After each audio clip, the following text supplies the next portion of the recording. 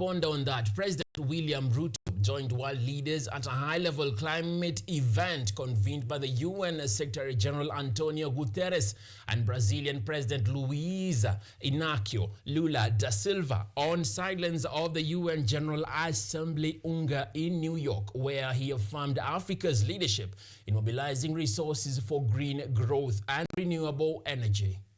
Distinguished guests. In his continuing tour at the United Nations General Assembly in New York, President William Ruto reaffirmed Africa's climate leadership, citing the Global Solidarity Levy Task Force and Kenya's coalition on air levies as crucial innovations to mobilize the $1.3 trillion needed by developing nations.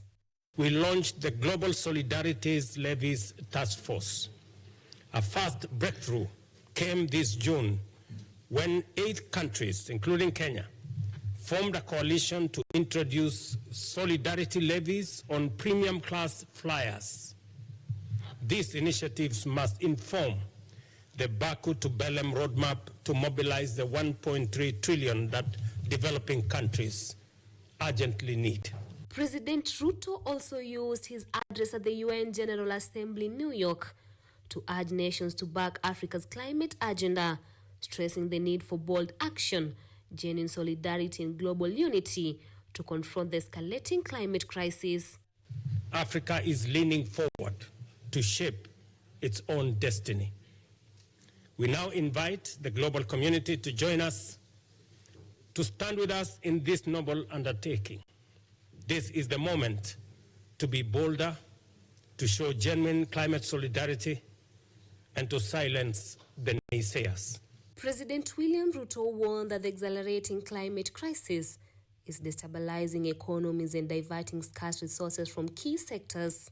He urged global leaders to pursue the highest ambition for NDCs at COP13 in Brazil, aligned with the 1.5-degree target.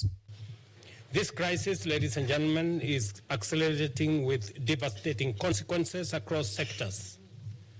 It drives instability, weakens economies, and forces many countries to divert very scarce resources from health, education, and social protection into emergency responses. At COP13 Brazil, we must set the highest possible ambition for NDCs, firmly aligned with the 1.5 degrees pathway. Earlier this year, Kenya submitted its NDC 3.0, described as old and economy-wide. Ruto emphasized that despite vast solar, wind and geothermal potential, millions still lack modern energy access, calling for adequate finance to scale renewable solutions and cut emissions globally. Kenya has already acted. Early this year, we submitted our NDC 3.0, bold, economy-wide, and grounded in our whole-of-society approach. Our targets are ambitious, but also hopeful. We offer global solutions for emission reductions at scale if adequate financing is provided. Ruto reaffirmed that Africa stands ready to drive global climate solutions, calling for stronger partnership, increased finance, and united actions to secure a resilient low-carbon future. Edna Nerea, KUTV, Nairobi.